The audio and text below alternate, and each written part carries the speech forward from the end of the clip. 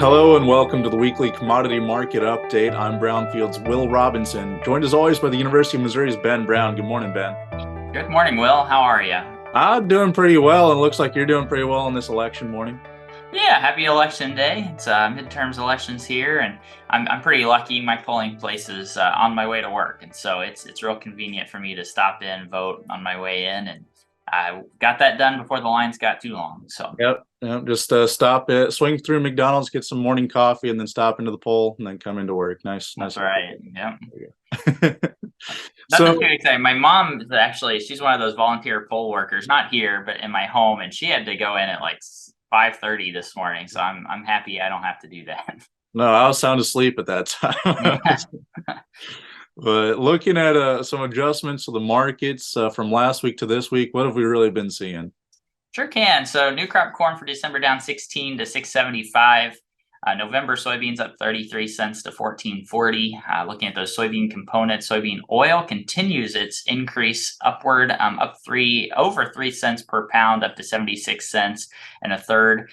Soybean meal was down $9.10 to $419 per short ton. Old crop wheat for December down 37 to 845, and the new crop July wheat down 24 to 879. And then I added one more this week. We probably should have done this a couple months ago, but I've decided to go ahead and add in West Texas Intermediate crude oil for January. So West Texas crude oil was up $5.50 per barrel, topping up over $90 per barrel this last week. All right. Well, looking at the highlights from last week, I'm assuming that Russia re-entering the Black Sea trade agreement there that had something to do with some of those price falls. But what other highlights are we been seeing? Yeah, that was my first bullet point.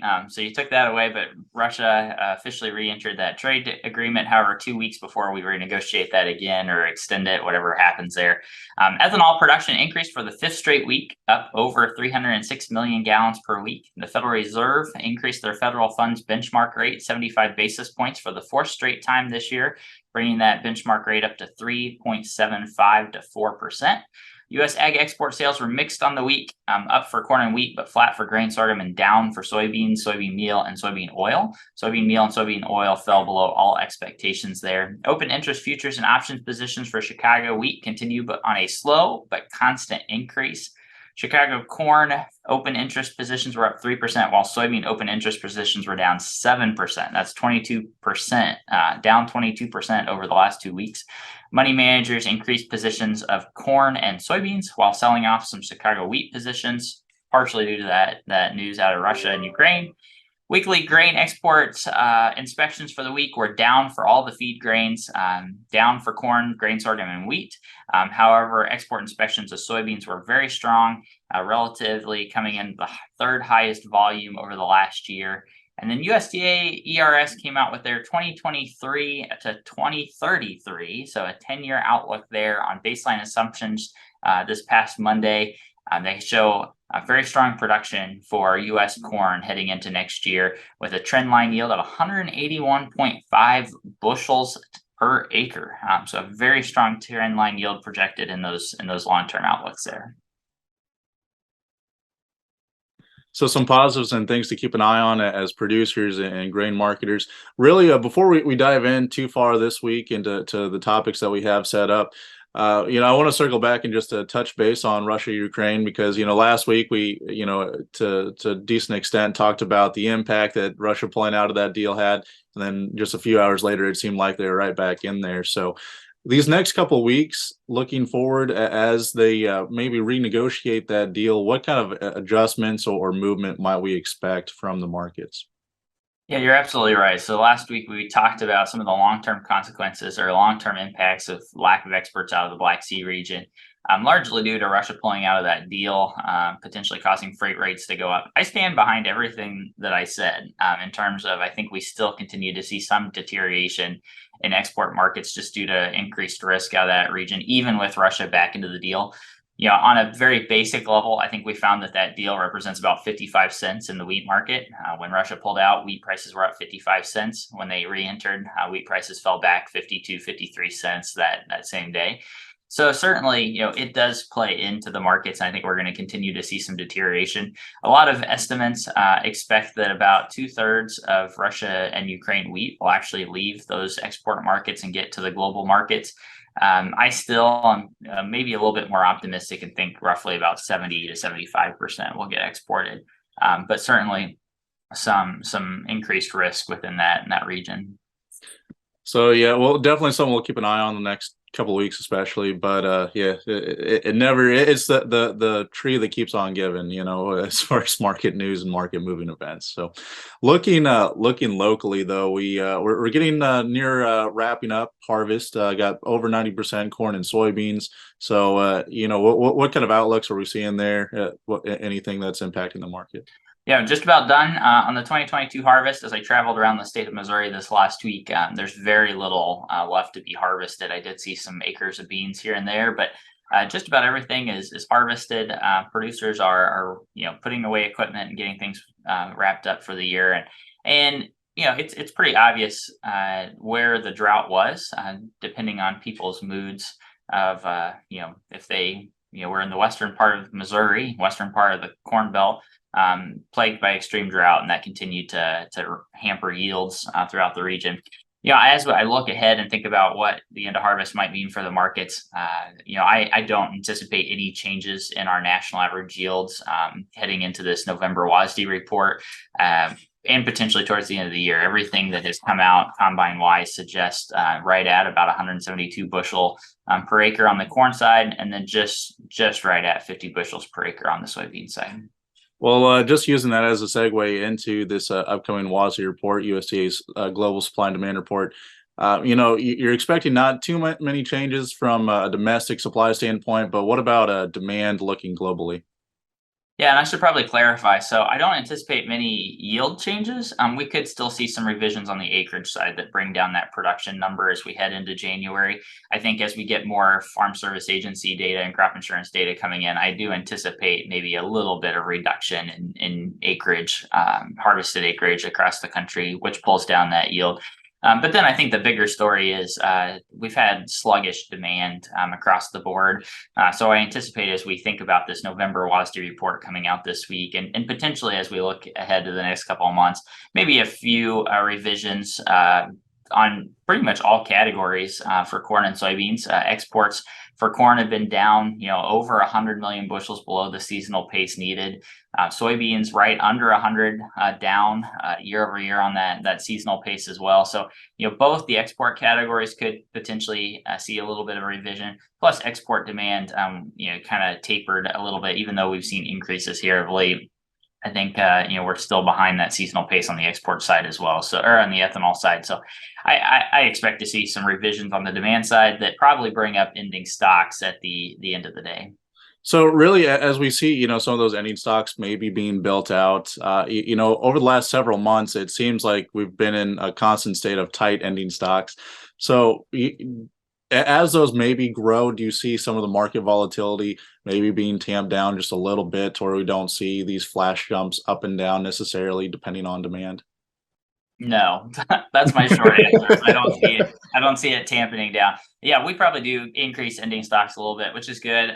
Because we've been, well, I shouldn't say is good, but like we've been running, tight ending stocks. And I think that was kind of your comment about if we can get a little bit more cushion, is there more there for the market to absorb? And to some extent, that's what happens when we increase ending stocks. However, I don't think we're going to increase ending stocks enough to really tamper some of that volatility in our markets. And so I look out here and say, okay, yeah, we're gonna maybe, let's say we increase ending stocks on the current marketing year corn crop, 40 million bushels. That still keeps us, really close to that 8.5% stocks to use ratio, and so just not enough to really tamper that. So just little baby steps, no, big movements. Yeah, absolutely. Yeah. So looking ahead, continuing kind of moving through this timeline of what's going on now, what's going on, in the next couple of weeks, and then now what's going on next year. So looking ahead to 2023, what are the main topics that the farmers are really going to be impacted by? The last couple of years, it's been inputs, it's been Russia, Ukraine, a lot of trade talks, and then recession talks this year. So what's the theme of 23? So we started our MU Ag Lender schools for the year. We had our first one in Southwest Missouri this past week, and we've got 7 more across the state coming up. So I always really enjoy these because it's always interesting to me to talk with ag lenders across the state and get ag lenders in a room kind of by themselves and hear what they're concerned about from a loan offering standpoint.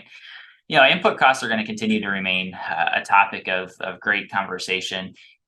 Increasing interest rates also are of great interest because they have a big impact in terms of that debt service on the short-term borrowing side or the short-term cash flow side, but then also in terms of will we start to see impacts on land values as we look ahead with land mortgage, real estate mortgage rates well over 7% at the current time. So I think all those are going to remain concerns. I think probably my biggest concern is as I look out into the next year, what's the likelihood of a price cost squeeze look like for producers if we run into a scenario to where we do see a large crop come out of Brazil and we see another large crop like ERS is forecasting for the United States. 2 large crops in 2 different parts of the world would certainly tamper some of our crop prices at a time when we've got very, very high levels of cost. And just for reference, our Missouri production budgets here this year have a larger cost of production increase heading into 2023 over 22 than what we had in 22 over 21. So while a lot of people were thinking, input costs were extremely high last year, which they did increase significantly, we actually have a larger increase heading into 2023. So that price cost squeeze is of concern to me. So just to kind of recap that and break that down a little bit, you're saying the potential for input prices to increase while at the same time the prices that farmers are receiving from the market kind of come closer together, so the overall profit is being kind of hit negatively twice. Correct. Yep. So and it's kind of interesting, within these discussions because we can kind of see, the future trend within the inputs kind of continuing to creep up. That's not really too shocking at this point. But what's been surprising the last few years is, I guess, South America kind of missing on a lot of those crops and a lot of that potential, and that's been kind of saving U.S. producers, it seems like, on the export market. But eventually, you have to assume that Brazil, Argentina, those countries are going to hit one of those stellar crop years overall as a unit. Absolutely. And they've had good conditions so far to plant their soybean crop and first crop corn in Brazil. And they're going to plant a lot of acres. The question is does that La Nina kind of present itself here in the next couple months in that January timeframe when crop production is very, very critical, or weather during that production season is very critical, is yet to be seen. But certainly they're going to plant a lot of acres, and if they have even just a normal yield, a trend line yield, they're going to have a massive crop. So.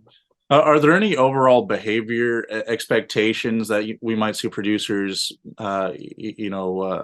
make during times of recession conditions whenever you're looking at trying to manage a farming operation? Yeah, good question. So we do see maybe a little bit more hedging across the board as producers try to manage some of this price premium that's out there, I guess, at the current point, if you want to treat it as such. So I'd be interested to see the percentages as we move through the next couple months in terms of share of producers that have locked in some form of their 2023 crop. There's also opportunities on the put and call market or the options market, to go out and buy an option to protect some of that downside risk. It's going to cost quite a bit because we've got so much volatility in the market. But when you look at those and think about, okay, can we make money even at those expensive levels for options? We're still coming in above break-even levels for what we anticipate that 2023 crop to cost. So just things to consider as we look ahead. Yeah. So really, it seems like farmers might be more inclined to gamble less and just lock in a profit when they can, just to make sure they're on stable footing. Yep. Yeah. All righty. Well, looking ahead, what reports? Obviously, we have the WASDE coming out tomorrow, but what reports and things should farmers really be keeping an eye on? Yeah, a pretty quiet week. So, as you mentioned, the November crop production report and the USDA supply and demand estimates come out at 11 o'clock on Wednesday. We also have an ethanol report Wednesday morning, and energy report Thursday. Those export sales data from the Foreign Ag Service at 7:30 a.m. And then Friday is a holiday, celebrating the U.S. Veterans Day, and markets will be closed. And certainly, we want to say thanks to all of the veterans out there and appreciate their sacrifice and service to our country. And I think that's a good segue to kind of wrap up on. So, listeners, viewers, if you'd like to learn more about Ben and I's content here on Brownfield, you can do so at brownfieldagnews.com.